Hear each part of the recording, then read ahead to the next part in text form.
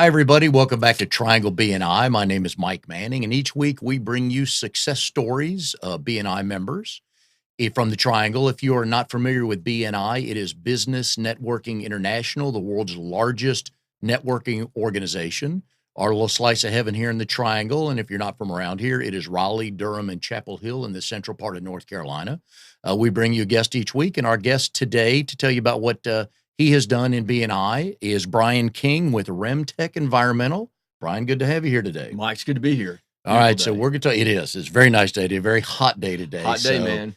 Good day for you to be in the attic, clearing out asbestos and everything. Yeah, that's it. All right, so we're going to do as all BNI meetings do when the speaker's introduced. We read the member bio sheet, so I'm going to ask you some questions. You can tell everybody about who you are, all right? We'll do it. So business name is Remtech Environmental. That is. The profession is, how would you explain Remtech Environmental? Now, what we do is we restore homes and buildings to safe conditions. They've probably had indoor contaminants like mold from wet buildings, had asbestos from older buildings. We do water damage, sewage cleanup, anything that makes your face grimace when I say the word. That's the kind of stuff we remove. Very Absolutely. good. Location of the business. Well, we're located right here in Raleigh. We have an office in Asheville and one at Morehead City. So we cover a pretty good size area, but everything starts and finishes right here in Raleigh. See, very clever to have that Morehead City office right off. Absolutely. Fridays when you have to go visit, check on everything. Absolutely. See, That's you're it. smart. I'm a You're smart smart. guy. Years in the business. Wow, that's a great, yeah. So we started the business in 2000. I'm sorry, I'm saying when I graduated, 2000. So we've been around for about 18 years now. Okay. Previous types of jobs. Previous types of, well, I came from the environmental field. And I worked in another environmental company for 10 years. And then before that, I worked at Nortel. So I did, of course, that company's that's going back, yes. I was an engineer there. And that's my background is engineering. And what else have I done? I've done a lot of painting going through college. I painted a lot. Worked at UPS loading trucks. So anything manual labor, that was me. All right. Family information now is the section here. Your spouse. My spouse, Ann. We've been married since there we go. That was the 1990. That's what I needed to remember. I got to check that off. Yeah, don't forget that day. Right. Yeah, boy. We'll mess that up. So we've been married 28 years. My wife, Ann. We have 3 kids. I have a son who's at NC State, mechanical engineer there. Another son who's going to start at Wake Tech. He wants to major in finance. And then I've got a daughter who's finishing up high school right now. And we're just glad to be a part of her world. There you go. Yeah, really. Animals. Oh gosh, well, we don't have any, but our kids have a lot. So we got a couple of cats right now. So, okay. Yeah. And what an interesting story is my daughter Taylor, she trains guide dogs nice. for the blind. Okay. So every now and then, so we just had one for a week. So when people go on vacation, she helps train them, continue the training and stuff like that. There. And Taylor's the one you brought to your chapter. Yeah. Okay, got it. I remember. Yeah, so you'll remember her. Oh, yeah. And by the way, Bryan's chapter is RD39. BNI Business Connections meets every Friday morning at 8 a.m. at the Wake Forest Coffee Company. So if you're ever in the Wake Forest area and want to meet some good people and drink some good coffee, you can visit his chapter then. Absolutely. Hobbies and activities of interest. Wow. Well, we're outdoor people, so we like to do hunting, fishing, a lot of skiing, snow skiing, water skiing. If it's outside, I'm a pilot, so I love to fly. Yes. I volunteer for the Civil Air Patrol, so we get time to do a lot of flying too. Very nice. Yeah. All right. Any of the kids want to get their license? You know, I think they all would. We owned an airplane for a few years, and so all of them flew some, where we'd get up and we would take a trip to Asheville or to the beach or something, and they all had a chance to fly. So they all love it. Very nice. Right now, everybody's like, getting through school. Your burning desire is to... Right now in business, we are striving to get our business, all the systems in place so that we can, obviously serve our customers as best, but just continue to add more parts that one day I'm going to retire. Okay, very nice. One day, so that's what we're really working on is business systems. Very good. The key to your success. Wow. Just being stubborn, to work hard, you just never get up. You just what's the word I'm looking for? Bullheaded. Is that the right word? You just going to go and just do it. And, really we can solve problems. Sometimes people throw crazy stuff at us like, we're just going to get this just determination. Yeah, we can fix this. We'll make it happen. And my favorite question out of this whole thing is something no one knows about you. Now this is pretty funny. When I was in high school, even at 15, I owned a store, these are like little malls that we had where I grew up in the mountains. And so we had these malls and they would have just small stores in it. So I had a store that sold both socks and martial arts equipment. So good combination. So when I was in high school, so if the teacher would leave the room and throwing stars would hit the blackboard, I was the guy they all called. It's like, let's get Bryan to the office. He sold too many throwing stars. So that was me. How long did you own both of those? Until I finished high school. So probably about 2 years. 2 years. They were they were fun. They were profitable. Did a lot of fun stuff. Took some nice trips. Employed a couple of guys I was in high school with. So it's fun times. Fun times. Did that stir that entrepreneur spirit for you? Yeah, I think so. Really did. Definitely. Very nice. Yeah. All right. Walking around, richest guy in campus, walking through That's the hallway. Yeah. Did you pay cash for your first car then, since you had a business? I did, but me and my dad split it. It was an old 67 Ford pickup, had a camper shell on the back of it. So it was a lot of fun, a lot of fun. Very good. All right. So early August 2018, give us a State of the Union of Remtech Environmental.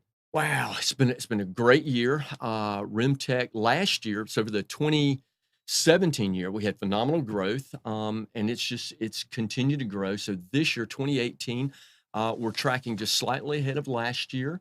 We're seeing a lot of growth, and I would say probably one of the great keys right now is you hear this saying of having the right people on the bus. I think this is the best group of people we've ever had on the bus. So things are going really well. Oh, good, going very well. Do I remember the story about how the name Remtech came about? Ooh, I believe your wife was involved. Yeah, right? my wife was involved. So we got called out to do a project in Houston, Texas, believe it or not. I just started the company, just getting off the ground. And so we're down there and we're doing a big mold remediation job in Houston, Texas. And I called home and was talking to my wife. And at the time we were operating under the name King Coat because we did a lot of painting stuff. So here we are, but my expertise was in environmental stuff. So we were doing a big mold job down there. My wife was like, we got to come up with a better name than that. I'm like, what are you thinking about? She goes, well, you do remediation, right? I said, yeah, remediation. She goes, well, there's some technology involved, right? I said, yeah. She goes, Remtech. I said, all right, let's run with it. Beautiful. So here we are 18 years Great later story. in Remtech Environmental. Great story. So what was your first experience with BNI? Who'd you meet that told you about it? Wow. Okay. That's a funny story. I had hired a couple of guys, different salespeople through the time, and they each were big believers in BNI. But for some reason, whatever the reason is, we never really got a whole lot out of it at the time. So one of them I had to let go. And so I had some remaining time on that membership. So I called this guy named Steve, which a lot of y'all know if you're listening, Steve Hand. And I said, Steve, I want to check this out a little bit more. So can I take this remaining few months and go visit some chapters? So I went out, visited a lot of chapters. And all of a sudden I started hearing, because I'd never been, just had employees go. And I started realizing it was about givers gain. And I think I probably had a lot of people that were looking for, what can I get out of it? Send me some work. And so I tried a lot of different chapters and I found one that I felt at home with. And so one guy that was real instrumental is a guy named Tony Smith. He owns a great company called Steam Pro. And I was talking to Tony and he kind of put his arm around me and just said, hey, let me show you what we can do. Let me make you feel at home. And so each week I started going with Tony, and Tony would tell me, hey, this is what you're going to say next. This is what's going to happen. And also I just felt really at home. And I realized there were some good trades guys in there that were easy fits for me. And then boom, it took off. And then here we are many years later and still trucking. And for those of you, each week we talk about Steve, and Steve Hand, the executive director of Triangle BNI, is very instrumental for a lot of people getting in the business. You can reach them at 919-465-1667, or you can email them at trianglebni@yahoo.com. Ask him a question. Even if you're not from the area, you've got a question about BNI where you live, he'll be more than happy to tell you about that. He knows a lot of the people around the country that run the BNI chapters in different cities and different states, so they can help you a lot on that. And I know Steve a lot of people that have been on the show so far go back, talk about their connection with Steve as well. Absolutely. And back to Tony and Julie at Steam Pro. I mean, quality people. Yeah. And I've referred them as well. Good stuff. Yeah. Oh yeah. So that was that the original RD39? Yes, it was. Okay. That's it. RD39. So they were members of some different chapters, but when I found RD39, I was like, this is home. This is a good group of guys. So when you first walked in, I always like to ask people, when you walked in your first meeting and then walked out of your first meeting, which one stuck with you the most? That's a great question, because I'm gonna say probably leaving because I was so encouraged. Yes. When you go in there, you're maybe a little bit nervous. You're trying to figure out, who is everybody, what's going on, what's this all about, and as you go, as you kind of get through the meeting, you leave really encouraged. Like these are good people. Oh, all fired up. They want Yeah. to help Mhm. out, and all of a sudden you see a lot of really for me, I saw a lot of solutions to some problems I had. So I was Yeah. like, this is great. And I think a lot of us have gone to leads groups, and nothing wrong with that, but they're not seat exclusive where BNI is. So you're the only environmental service person in That's right. there. And so that's nice Yeah, when you walk in. And we tell people all the time, if you're not a member of BNI, you've just inherited anywhere from 12 to 30 new salespeople that's right. for your company. So that's another reason why people ought to look into joining BNI. That's it. Exactly. So how Exactly. long did it take you to put in? Well, you said you had some time remaining, so no brainer for you to keep going. Absolutely, Okay. absolutely. It was a no-brainer to keep going. I started learning how it works, how I could get referrals, how I could give referrals, Mhm. and make this thing start working. So, yeah, And how long ago was this? man, I knew that was going to be a question we were going to talk about today. And man, I'm thinking it's got to be at least 6 years, maybe Okay. 7. It's been a Alright. while. It's been a while. So So, what was your good time. first referral you gave or got? Do you remember? Or one of the first ones? Man, probably what for me giving referrals, I think the easy way to start is find a good connection, an easy, natural referral for your business. So it's probably a trades referral, something like a plumber or electrician was Yeah. probably our first referral. But I remember as far as getting referral, I remember a key point for us in what we work with is the real estate seat. Yes. And so I remember getting a great referral from the realtor. And for Derek. us, Derek, that's it. Yep, yep. Derek How is Basin, man. Derek? He's great. Okay. He's not part of our group, but he Yeah. still sends us Good. referrals. I talk to him It's the beauty probably, of BNI right there. yeah, You that's make exactly right. relationships. Yeah. Once a month, I bet we Yep. still talk with him. But he had average size job for us, and we go through a year, an average size job for us is about 5 grand. And I remember he sent us this referral and it was about 13 grand. I mean, so it was like, this is, more than twice the size of a normal job we would get. And man, we were stoked. We were like, I mean, it was like, we had hit the jackpot. And it was a great referral, great, he laid the groundwork for us. So we walked in for these customers and they were excited to see us come in. We removed it as an asbestos job. Mm. So we removed a lot of asbestos for them. And it was just a great job. So I definitely remember that. And you Definitely. talked about early on, you did you were painting mostly, and then you got in, you kind of evolved from Yeah, King Coat to Remtech Environmental. that's right. So what did you add along the way that was just a natural fit for the company? After environmental stuff, I guess what you're looking at. So probably the biggest growth for was asbestos. Yeah. So we really got started good with BNI, we were doing almost probably 90% was mold work. And we still did a little bit of asbestos because I came from an asbestos field originally. So we were doing a little bit. And a big key for us that I learned through BNI that Steve Hand taught us was how to think strategically. Mm. And through that, man, we started growing our asbestos business like crazy. And now it's our largest source of revenue is asbestos. Oh, wow. So, and then we just continued to add, more anything in the environmental fit, anything that was a natural fit. If you got to wear a respirator to protect yourself, we're Yeah. probably in that line of business. Now, once you started going into these houses, whether it's mold or asbestos or whatever, what kind of questions did you get from the owner, the realtor, or on the commercial side that they said, "Oh yeah, can you take a look at this?" Or what do you find when you go into a place like that? You know, I, most time people are so heavily hit with this environmental concern. You Mhm. know what I'm saying? Whether it's mold or asbestos, usually it all kind of focuses there. Now, then what typically happens is there's always a rebuild part to it because we end up usually tearing out a lot of stuff to get rid of the mold or asbestos. And so they would come back and ask us about who can rebuild this. Yeah. And that becomes the natural referral within the BNI group. Yes. So that's a nice piece to us. And we get in there and they say, well, who can wash my house? Who can clean Mhm. my carpets? Who can change my HVAC system? I've got to upgrade my electrical or something like that. And I've got a list of guys I can refer. So that adds value to what I do for my customer. And thinking strategically, did you give much thought to adding those services in-house, or you just want to stay with what you knew? Yeah, just stay with what we know. Stay with what we know. We found a bigger benefit by the referrals we get back Mhm. rather than starting, let's say, a plumbing division. That's Yeah. what would be a natural fit for us. Add plumbing to it. We get too much value by what a plumber can refer back to Mhm. us. So we stick with what we know well, and share the business. And I know Don loves having you in the group Oh, 'cause he's absolutely. always, Don Kootware, he yeah. is with All American Heating and Air. He is, in fact, he might be the best beneficiary of what Yeah. we do. We Oh, send a yeah. lot of work to him, but man, he's got his guys in the field trained well to send us referrals. So Because you two go works hand good. in hand. Oh, Once you get absolutely. into a house, and usually are they related a lot of times? Yeah, especially on the mold side. Yeah. Especially on the mold side. Usually there's a system, an HVAC system that's oversized, so it's not taking all the moisture out of the air, or they got one that's just outdated. So we turn a Okay. lot of good referrals like that to him. So an average job, okay, just standard Okay. average job, 5 grand, Yep. whatever you need to do the house. How many people are involved in that? What kind of size crew do you take? How long does it take to do? We do both residential and commercial. Mhm. So most of our residential jobs we'll run with a crew of like 2 or 3. There's just not room to have a lot of guys in there, right?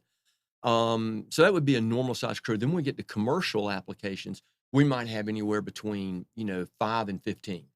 So we can Oh, get wow. a lot of guys in there. Yeah. Okay. Yeah. So we're running. Occasionally, we do have a homeowner every now and then will say like, "Hey, I want you to get this done in 3 days," and we're like, "Okay, we're gonna put an army in there and make this thing happen." So What's the average length of a residential job? the average one's probably like 2 days, Okay. 2 to 3 days, unless we're doing an entire house. Let's say Yeah. like an asbestos popcorn ceiling. Yeah. Yeah, that might take a week or so. Okay. Yeah. Is that why you like older houses so much? Yeah, I love those older homes, man. They can have all kinds of goodie in Quit it. building, quit building. We Yeah. keep reselling those old houses. That's right. That's right. I know in your chapter right now, you are the educational coordinator. That's it. And I've said this to you, I've said it to Steve Han, and I'll say it now. You are as good at this as anybody is. And I'll tell you why, because you give thought to it on what you're going to talk about each week. And in a typical BNI meeting, there's not just you have a president, vice president, secretary, treasurer, you have visitor host, you have membership committee, and you have your educational coordinator. And each week they're tasked with coming up with a thought or an idea that is either BNI related or just general business applications being related to that.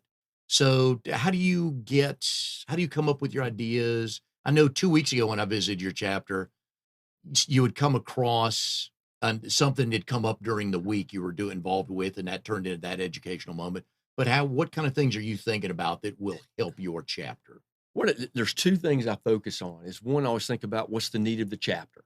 If you get in there and you see that maybe we need to increase our one-to-ones, or we need to increase, or if we see a lot of one-to-ones and the referrals aren't where they should be, maybe we need to think about follow-up. How do we do that? So I might think of something the chapter needs, and then I'll dig into some of the BNI resources. There's a ton of BNI sources out there that you can either watch, read, listen to, and I'll come in with that. And then the other thing is just if I need it, probably somebody else needs Yeah. it. So I'm, like a lot of business guys, we wear a lot of hats during the week, and part of it, I've got to stay educated as a business owner. So I'm listening to a lot of podcasts when I'm driving down the road. It's kind of like a university on wheels. Oh, yeah. So I'm listening to stuff. I'm hearing things, and if I hear something that's like impactful for me, I say, there's probably some guys in the group that need to hear this too. And so, we put together an abbreviated 2 or 3 minute talk, and we run with it. I got nothing original. I got nothing original in my entire life. I've repeated, stolen.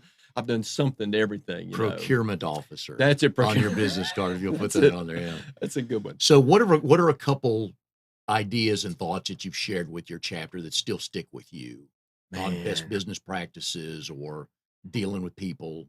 I'm gonna say for BNI, probably the 2 that we come back to a lot because people forget it, or if they're new, it takes them a lot of times to hear it. Is one, be specific. Yes. One of the toughest things we hear when we go to a BNI group is someone says, "I'm a full service something," and you're like, and to a lay person who doesn't understand the industry, I'm like, that tells me nothing. Or I'll pick on since we already mentioned a realtor. If a realtor comes in and says, "I'm looking for anybody who wants to buy or sell a house," Yeah. I'm like, I got nothing. Yeah. And so for us, kind of here in the triangle, we all see. If someone asked me something that broad, I see Carter Finley Stadium full of 60,000 people, and I don't know any of them. But if someone says, "Bryan, who's in section 9, row L, seat 15?" I'm like, "Oh, that's Mike. I know Mike. We our kids played North Wake baseball together or something. I can find that." So I think one of the things we always come back to is be specific of who you're looking for. I even had Taylor sub for me this week, and she was like, "Who are we looking for this week?" And I said, well, let's drill down. Who is that person? So we came up with 2 people that we really think would be great contacts for us, where we could help them and they could help us. So we got to help people find that specific person. Be Yeah. very, very intentional. And so it can be specific to a person, or it can be specific to something you're trying to grow in your business. And so this is where Steve Hand totally changed our asbestos business a couple of years ago. He came up with this idea that helped us focus in, instead of just thinking, man, we need to look for people who've got asbestos in their house. He drilled down to a neighborhood and a specific product. And we drilled down to that. And all of a sudden, in a Wow. period of about 3 years, we saw our asbestos business go from about 100 grand to about 800 grand, just by that one idea. Wow. So, Steve, thank you, Steve. Thank you. He will be listening. Yeah, Yes. yeah, yeah. So were you able to duplicate that in Asheville, Morehead City, we the other have offices? somewhat, and we've done it. I tell you where we've done it too. That's helped out is when I meet with people in my industry, and we realize that we could work together on stuff, and we talk about how can I help you, what can I do. I've asked some of these guys, and I'll say, look, here's either five specific people I need, or 5 types of people. And I had this one guy here in Raleigh, guy we work in the environmental field together. Um, and he came up with 5 names for me. And he said, Brian, I'm willing to go to lunch with these guys with you to make the introduction. And so on one of these guys, we went to lunch with, we had a great lunch. We went back to this guy's office, and immediately he rolled out the plans for a project. And just immediately right there, we signed. That was probably a $30 to $35,000 job, just like that. So I've been able to take that one idea of how to be specific, Mhm. and I've taken it in other areas of my business, and it works. Great BNI concept. So within the industry here in the Triangle and actually across the state, since you are, how often are you calling each other to say either I'm too busy to do that or that's not part of what we do? Or do they call you to do things like You that? talking about like customers calling No, or your people competitors. competitors? Yeah. We do have some friendly competitors, Mhm. and I wish more of them would think that way. We've It's got. hard sometimes, yeah. It is, and we've got there's 2 or 3 really good ones here in Raleigh, and they call us to handle all their asbestos work. Now these companies would also do mold. Sometimes if they're too busy, Mhm. they call us to do the mold work, and we do the same thing. If we're too busy in something that they have an expertise in, we gladly send it to them. Gladly send Yeah. it to them. So, and that's good. It helps our clients out. They're getting a good reputable company helping them out. And of course, in this market too, labor's the limiting factor for everybody right now. So it's tough. So we're always looking for good technicians, um, training people. It's a crazy market. So if we can get good referral Yeah. partners like that, man, that's very valuable. So in your BNI chapter, did you probably a natural referral partner probably just showed up for you as you got to know people, right? Yeah. I think for people who are looking at BNI to start with, if you can find a chapter that's got some of those natural Yeah. referral partners, lock in there. And then what I like to do is get selfish. I think about who are those other referral partners I would love to have in this BNI group, Mhm. and that's who I want to concentrate on trying to invite. Yeah. So that a year later I look and say, man, I've added 3 really good referral partners within my BNI group. Selfishly, it helps me, Oh, yeah. but for the group, helps everybody else in the group. Yeah. So, but I think looking, if you can find a couple natural referral partners, man, that's a. Who are the ones in your chapters that showed up immediately? Oh, for Yeah. us, it would be, the realtor, the plumber, the electrician, the HVAC, the carpet cleaner. Those are natural, Mm. easy referrals for us. Yeah, and your chapter's like mine, meets early in the morning, so you guys are done by about 9:15, I'm done at Oh, 9, yeah, so for trades, it's great. Just get in absolutely. your truck and go instead of Absolutely. sometimes difficult for a noon meeting to tell the client, "I'll be back in 2 hours." Yeah, yeah, yeah, yeah, exactly. And a lot of BNI, probably the average BNI person is either a one-person company up to Mhm. maybe 15 or 20. I mean, that's kind of a broad range, but that's kind of the average. So, a lot of the guys wear a lot of hats. Yeah. And so, for us, a morning one was great. Oh, I yeah. can pop in, boom, and the rest of my day I can still roll. Do you get a chance to visit other chapters very I often? do. I do. And I like that. And it kind of comes in waves. When we're in our busy season, I may not visit as much as I want to. Man, if you can visit, that's huge. Yeah. That's huge. Just to get your name out there. And especially if that chapter doesn't have your trade or your business to business thing. Yeah. It's like a freebie. Do you remember some of the referrals you've gotten from visiting other chapters? Has it been Oh, yeah. pretty steady? Yeah, absolutely. Man, I'm drawing now. I'm gonna fall on my face here for this guy, but in the Durham chapter, what's the big Durham chapter? Bull City. Bull Yeah. City. They were on There's here earlier. I tell them they're like Real ah, Madrid and the Yankees. They're the gorilla, the 700-pound gorilla in handyman the room. guy, Yeah. big guy, Okay. huge guy. I can't think of what his name is right Yeah. now. He gave us a great referral for an asbestos job in Durham. Cannot believe it. He's gonna shoot me now. He's gonna That's say, okay. pound on me. Yeah, that's okay. You'll think of it at 12:10 Soon as I on your leave, like, drive oh home. Yeah. man. But that's the beauty of BNI, though, is because it's seat specific, nobody else is going to compete with you in your chapter, but it also allows you to visit other chapters. There's almost 40 in the triangle. But when you walk in the door, you have instant credibility when you say, I'm a fellow BNI member, because then they know Absolutely. you've been vetted by somebody and they feel like they can trust you. They That's talk right. with you for a That's few right. minutes, get a feel for what you do, and that they Yeah. can trust you. That's it. You got it. You got it. So, what are some of the things that you've seen be successful in your chapter? Because again, we're always trying to get people to join BNI. Little contests you guys have done to grow one-to-ones or referrals or anything like that. I don't know. I think that our BNI group, the main thing is just a real family feel. Mm. And a lot of it may have just because we meet early in the morning, and a lot of us show up 30 minutes early. Now, that sounds crazy, but some of us show up early. Don's always there at 7. Absolutely. And we drink a coffee, and man, we Yeah. talk about kids, we talk about school, we talk about jobs, we talk about a lot of different things. And so there's a real family nature to Mm. it. So, I don't know. I don't know. I don't think we've done any really contests that sparked anything. It's just a good at home feel. I like to tell people that another reason to join BNI, not only will you grow your business if you activate it like anything else, but the quality of people that are in BNI, not only are they conscientious business owners to give referrals and give testimonials about you if you've done work for them, but also they're very involved in the community. So you're getting well-rounded people in BNI. And I know your chapter just finished a community project. Yeah, that's a great one. Rob Zellum, he's with Keller Williams. He's our realtor in our group. And Rob, he and a couple other guys there hosted where they would come in and build a playground for a child who has cancer.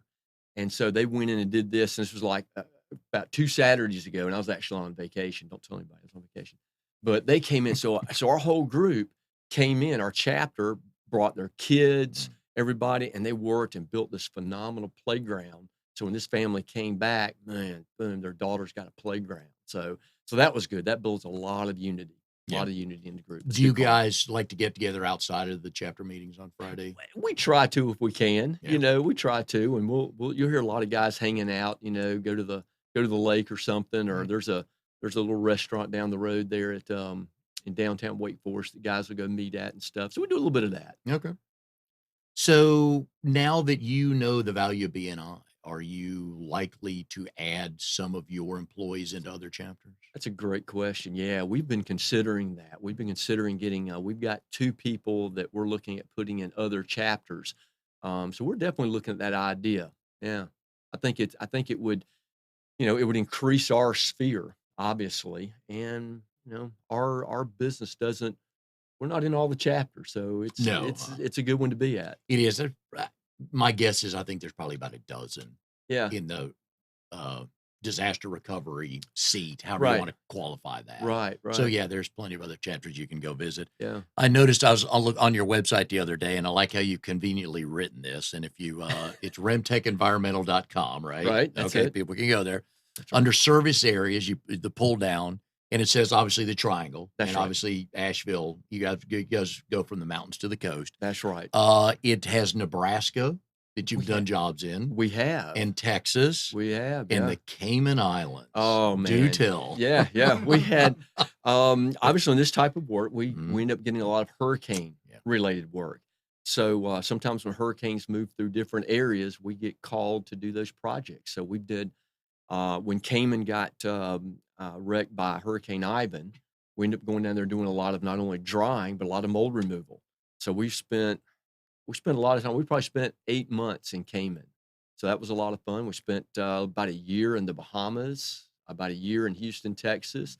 And the Nebraska job was a mold job.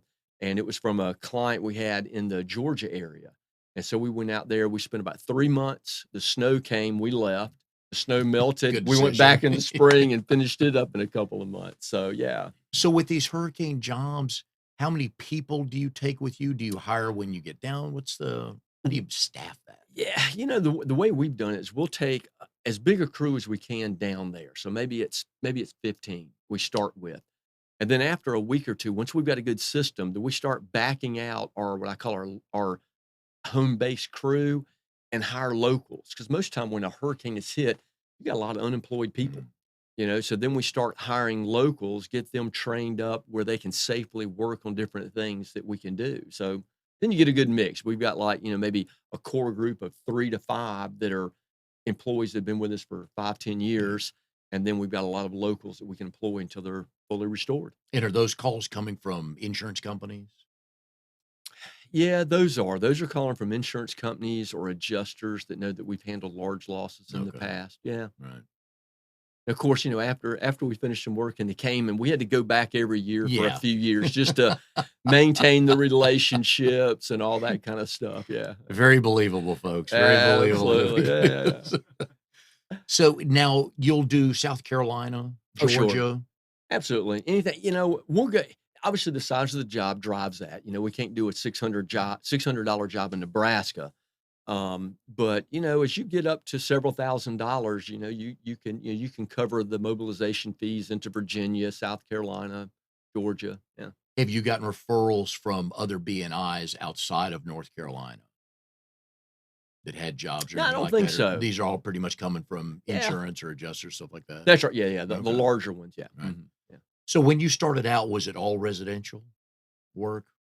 No, actually, when we started, it was a good mix of both residential and commercial. Yeah. Okay. So that's something we definitely look for. When we go to our BNI groups, we're asking for both. Yeah. We're very intentional. We want to grow both of those. I mean, I was joking with my guys. We were looking at a really large commercial job last week, and I had one of my supervisors out there with me, and we were talking about it. And I told him, and he's kind of asking me, because he sees that we do such a wide variety of jobs and size, and he looked at me, he's like, why the wide range? I said, man, well, the big ones, the great thing about the big ones is I'll spend about the same amount of time getting that job as I do the little job.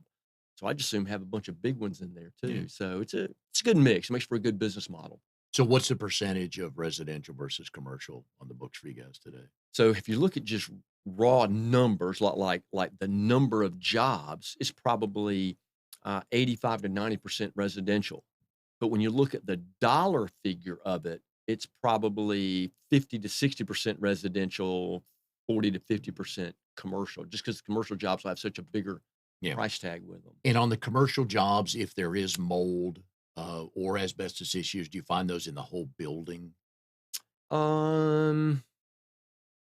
It's a mix of both. Like we just looked at a big project. They're gonna have to tear down the building. And there's asbestos throughout. I mean, from roof to crawl space, the floors, the ceilings, the pipe insulation, the caulk in the windows, the glazing, everything had asbestos in it. So it was throughout. But then we'll look at another one. The only thing they'll have 2 rooms that have old, what we used to call linoleum. We were growing up, sheet vinyl now, I think's the technical word, but old linoleum, and we're going to move just 2 rooms or something. So it's a mixed bag. I think they changed the words on that just to raise the price. That's right. I like that. Yeah. Back in the day, that works. Linoleum, shed carpet, the wood hallway. Yeah, that's right. We used to have popcorn ceiling. Now textured everywhere. Textured. Oh, ceiling. textured, very nice. Textured. Yeah, but we're just still went up 10 cents a square foot, didn't it? That's right. Oh yeah.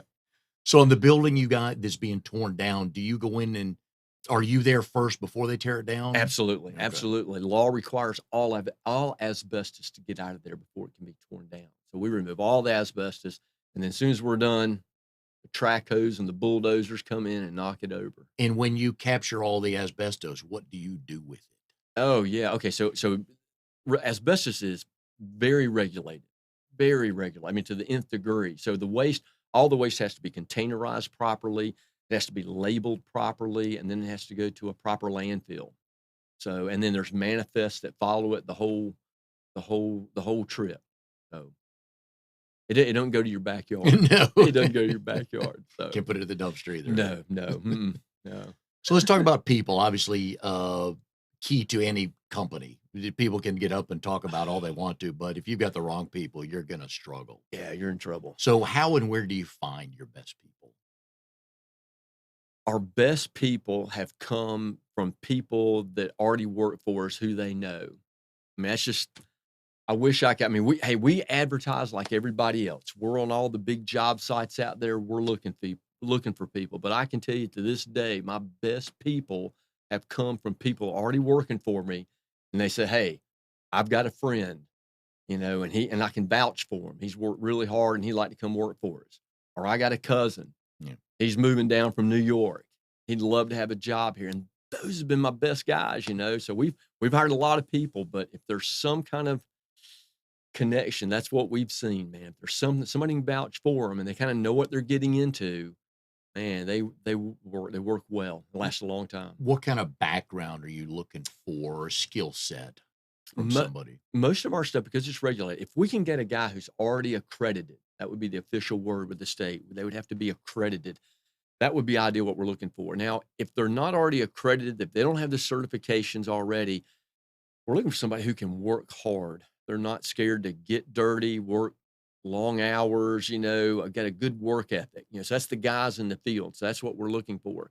If it gets into something more that's like project management, customer relationship, then we're looking for somebody who can, has good people skills, obviously, but they got to have our mindset. How do we think about the customer? How do we think about our employees?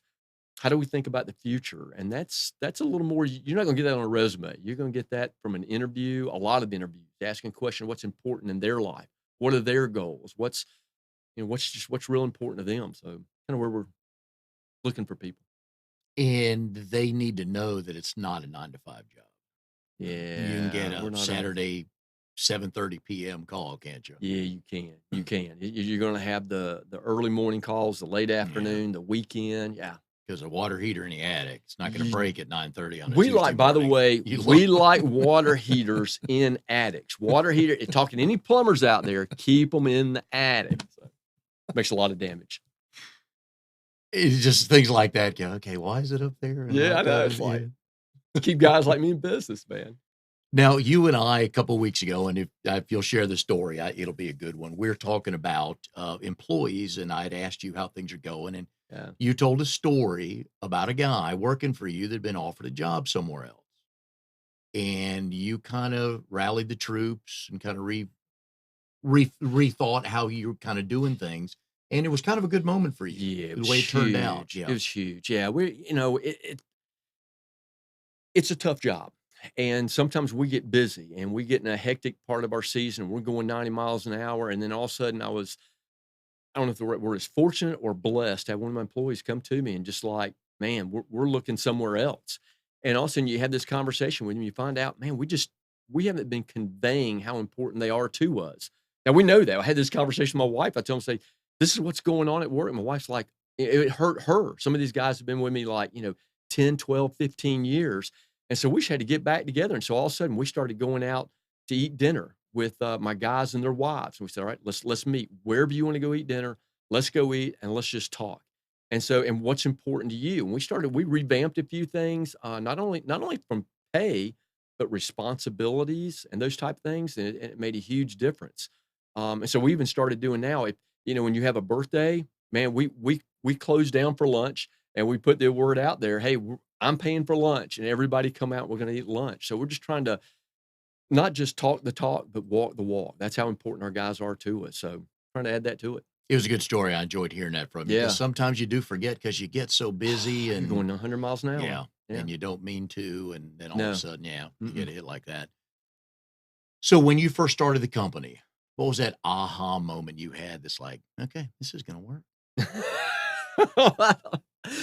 Man, it was many years down the road. Mm-hmm. I mean, we have a weird business in that most, like let's say they got asbestos. I remove the asbestos, they don't have it anymore.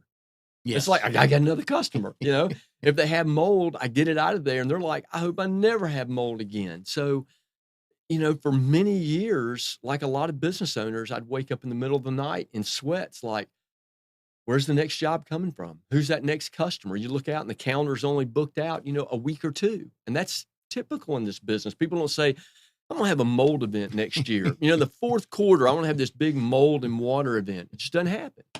So it's a lot of emergencies, but I'm literal. I know this sounds crazy, but it might have been 10 years into it that you start realizing, and it's probably my accountant looking at it and just seeing the stress in my life saying, you know what, Bryan, look at this year after year, the same things happen.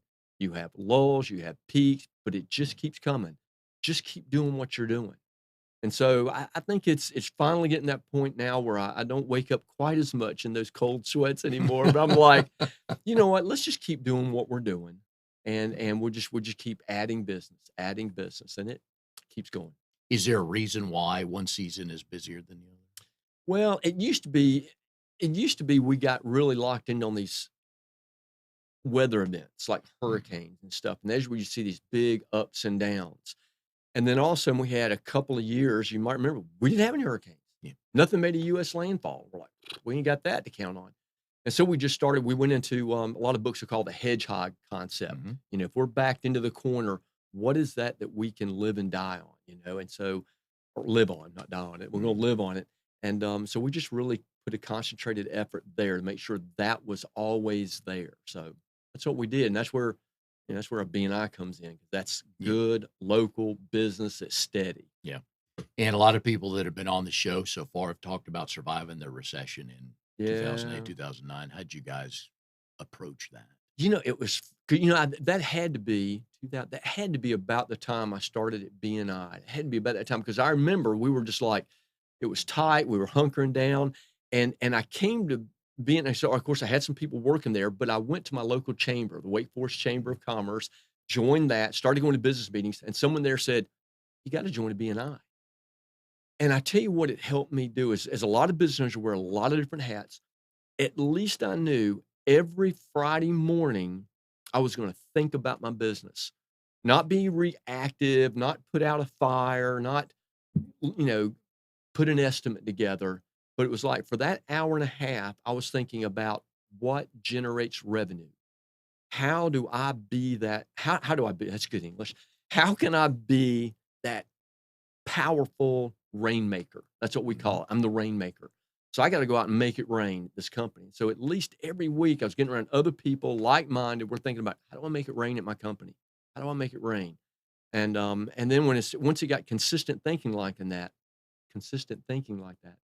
it moved. Yeah. So that's probably a good point. And you had mentioned earlier the main motto for BNI is givers gain. Right. And this forces you to each week. Yeah. Like I said, you have your meeting coming up. Okay. Who haven't I met with? Who do I need to meet with? What do I need to do? So if you have more questions about BNI, again, whether you live in the Triangle or anywhere else, you can reach out to the BNI office here, 919-465-1667. You can send them an email, trianglebni@yahoo.com. Talk to Steve, talk to Mary, talk to Brenda. All three in the office would be more than happy to help wherever you live. If you have a question, want to start your own chapter somewhere, Steve is very good at doing this. So your company started. Was it just you and your wife? How many people did you have with you? No. How many 1099s did you have with you at the time? That's a whole nother episode, 1099s. We don't have any 1099s anymore. We can spend an hour on how people, it's a 1099. I don't want to make them full time, but I tell them where to go and what to do every day. It's like, then that's an employee. Yeah. And the state wants to know about that. They do. And they will have an ugly conversation with you. That's enough said. So, and actually we started, so my wife was actually homeschooling. 3 kids we homeschooled from the beginning till, like I said, now we're in college. Yeah. So she was not helping me. It was me. She was helping me for me, being encouraging. Don't get me wrong. I love you, Shug. And in case she's watching. Yeah. And anyhow, she is. She's watching. She called earlier. Yeah. But I started with this guy named Gary, and just Gary and I was just like, I knew this guy, and I said, he could do anything. That's the reality. This guy can do anything. Kind of a jack of all trades. Fortunately, he was coming from the asbestos industry, and I said, you know what? With this, this bullheaded determination, me and this guy wouldn't get this thing started. And that's what we did. We just got started. And then things just started happening. Was it just the two of you going on jobs? Oh yeah. And usually I would leave him about 3:00 in the afternoon, and I would go look at the jobs that would be for the next couple of days, put an estimate together, come back, pick him up, head back to the house. And we did this every day. And it was It was nuts. Yeah. I mean, that's it. Nuttiest, here's a funny story. Nuttiest story. We got this job, an asbestos removal job up in the mountains. And we get up there and the job was like spec'd at like, I don't know, maybe 600 feet of pipe insulation. So me and this guy, we're gonna go up and do it. And we said, we can do it like over 3 days. So me and Gary, we're gonna make this thing happen. Well, we get up there and they were totally wrong by a factor of 2. There was twice as much there, and it's just he and I. And so we got in this little bitty hotel room up there. And I think we slept from like 1 in the morning to about 4, got up and hit it again. And we went at it, removed twice as much material. It was nuts. It was, maybe hopefully the state's not listening right now. OSHA's like, these guys are crazy. But we did it. We got the job done, you know. So it was just he and I, and we got started. And then as time went on, you know, we picked up another guy and then another guy, you know, just when you're bootstrapping, you know, maybe bootstrapping is not even the right word. Saying bootstrapping means you put your money into it, but it was just like whatever we had in the bank, you know, it's like, that's what we're using this week, you know. So we were worse than bootstrappers, you know, just making it happen. I would imagine in an attic or a crawl space, you probably have a couple stories of things you've seen that crazy stuff, man. Crawl spaces, probably the scaredest I was in a crawl space. Went in and you always, at first you're like going, you know, if you say, well, are you scared of the snakes you see? No, it's the snakes I don't see that scare me. So one time I had an owner and he was trying to point out this area where the hot water had leaked in the past, and he was pointing it. And so I reached up there and I was like, you mean up here? And when I reached, there was a snake laying on top of the hot water line because it was like early in the spring. And I grabbed that snake and he slithered out. Man, it was crazy. Man, we've seen a lot of stuff. We've had them drop off insulation on us. We've had, we've run into raccoons under there, you know, and you get out in a hurry. You can get out in a hurry. In the pest business, I ran across this bat one day. It was in an old house. It was boarded up, and I needed to go in as one of our commercial accounts, and he's just hanging from the curtain. And that's the first one I've ever come across. So I go up the first set of steps to the landing, and I see him spraying, looking around, all this stuff, right? And I see him hanging from the curtain, and I'm like, dude, I hope you're either sound asleep or very dead. And I went up real quick, sprayed what I needed to spray just so I could tell the client, oh, I sprayed up there. Yeah. And then I got out of the house and said, I'm not going back again. I'm done. I'm done. And plus, I mean, there are state laws on how to remove bats. So, but anyways. Oh, yeah. But just walking across, I was like, oh. But thankfully, I've not run across a snake and across. Hitting them with a shovel is not part of that state law. I don't no, think. And I don't think what I was and I don't think what I was spraying was going to bother me too much anyway. So like, man, how quick can I get out of that house? But that's the thing, what you don't see till you come across it. That's it. Under the crawl spaces, and it's, I mean, moisture. Finds crawl spaces. That's what causes problems and things like that. So. There we are. That's awesome. Oh, the stories, yeah. Yep. So who's been with you the longest now? Man, longest with me now, it's got to be Marcos. Marcos has been with me the longest, man. And he's the guy who came to me a couple of months ago. Just like, that just, so, and Marcos was a referral from a good friend of mine who said, this is a guy that you want to hire. He's work hard. And he has. I mean, from day one, man, this guy, can call him, you know, we get a crazy loss, he's going to be there. He's going to be there to help. So he's been with me the longest, and it's probably been, it's got to be close to 17 years. Wow. 17 years, man. So how do your kids factor in with being involved in the company one day? Well, my oldest son, who's now at NC State, he probably worked with me the longest. He probably worked with me for about, I bet, 3 years. He started out in the warehouse working on equipment, man, just, you know, figuring out why does equipment break? How do I fix it? Order parts, make the changes and all that. He would deliver equipment, materials to the guys in the field. So this is like when he's 16 years old. And so he's delivering stuff out in the field and all that. And then as he got older, he actually wanted to work with the guys in the field. And so he's working in the field. We're doing a job down in Cameron Village, big apartment, condo complex. And it's hotter than a fistful of jawbreakers, man. It is hot. Nice. And he's in there and he's sweating like crazy. And it's just day after day, man. You're wearing a respirator all day. And he comes to me one day and he says, Dad, he said, man, this is tough, but would you be hurt if I go look for another job? And I'm thinking, you know, I'm his dad. I'm paying him good money. I'm like, yeah, you go big boy. You go big boy. Man, by the end of the day, he had a job working in air conditioning, making the same money, man. I was crushed. So he left me. My middle son, he worked just a little bit. I think he learned from his older brother. But then my daughter, man, she's the current rock star. She is great with customers. She follows up with customers. She puts proposals together. She maintains our CRM.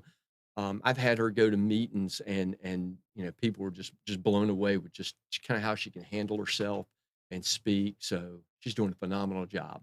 Now, as you grew, how difficult was it to wrap your arms around?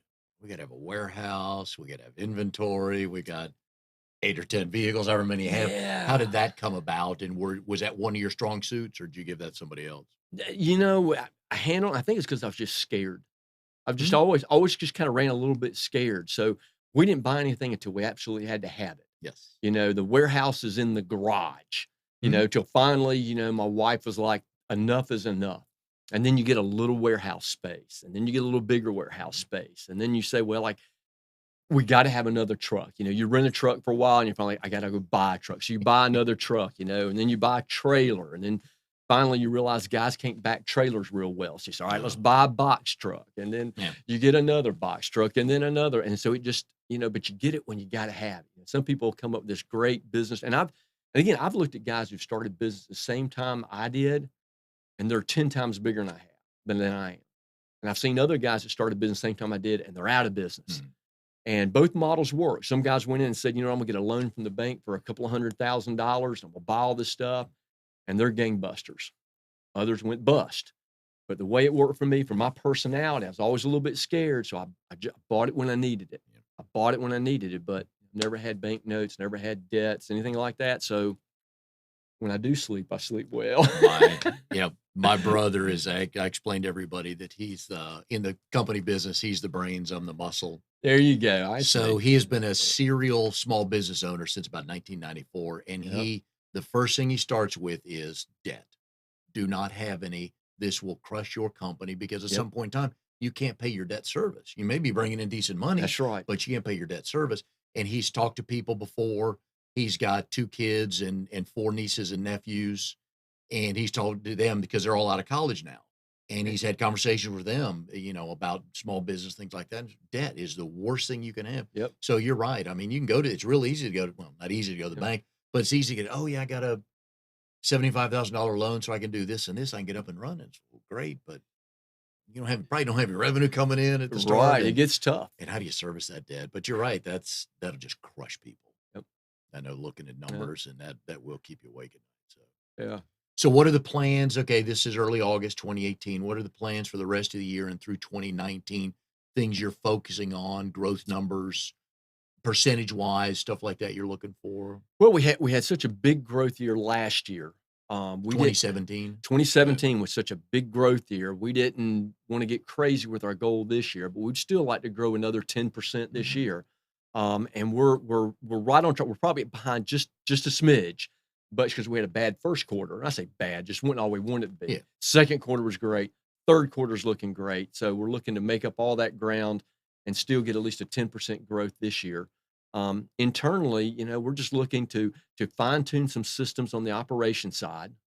And then I want to finalize. We've made such headway in the last, I'd say, 6 months when it comes to sales and marketing. We've Yeah. made such good headway on that I want to get that piece handed off, so that we can continue to grow the business. So that's what we're just looking at, continue the growth and work on systems just to better serve our customers and just know how it runs. Do you remember about the first year you were full-time BNI, what that percentage jump was?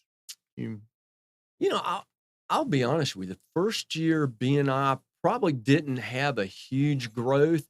It wasn't until it really wasn't until it dawned on me that I had to be strategic and specific. Those are the two. Every time I go to my BNI meeting every week, I always think about it. So how am I going to be specific and strategic this week? Yeah. That's what I got to think. I think a lot of people. In fact, I think you told me this, Mike. You Sure I did. You But keep did. talking. It's Sure gonna I be really did. good. So you definitely told me. And I was coming in as like the chapter president, Mhm. and you made a comment and you said something. Everybody has to find out how to make BNI work for them, because I realized how BNI was working for me was different than a lot of other people in Yes. there. Because Yeah. what I've got, most guys in my BNI group will never ever need my services. So I've got to find out how to get into the people they know. Mhm. Yes. And so I had to be very strategic and very specific. So I would think just finding out how to make BNI work for you, and some people it's going to be just find that great referral partner, natural referrals and all that kind of stuff. And I've developed some of those now, but I've got to be very strategic and very specific. So the first year I was still learning that. I mean, just being honest with it. I just learning that until I had that talk with Steve Hand. Yeah, Steve Hand, I had to say that, is, Steve yeah. Hand. But that's how good he is. That's man. how He good he knew. is. Yeah. And he just drilled down on it. And I was like, wow, that makes a lot of sense. Makes a lot of sense. Well, if you have a remediation issue in the Triangle or nearabouts, as we say around here, go to remtechenvironmental.com. That's it. Give them a call. They can come out and help you. And if you have more questions, some interest in BNI or Triangle BNI, please give us a call at the office at 919-465-1667 or go to trianglebni@yahoo.com. Shoot a note to Steve or Mary or Brenda. They'll be more than happy to help answer your questions and at least go visit a chapter. It's worth it if you're or somebody you know has a small business looking to grow it. BNI is a great way to do it because stories like Bryan here have shown that once you get into a BNI chapter and you activate it, and that's the key. That's right. You have to activate that. Then the referrals will start coming once you show that you can give referrals out. And next week we have another good guest, another good success story. Matt Yablanowski, Retain Revenue. He is an independent credit card processor. It's another great story in Triangle BNI. We look forward to seeing you next week. Thank you for joining us here on Triangle BNI.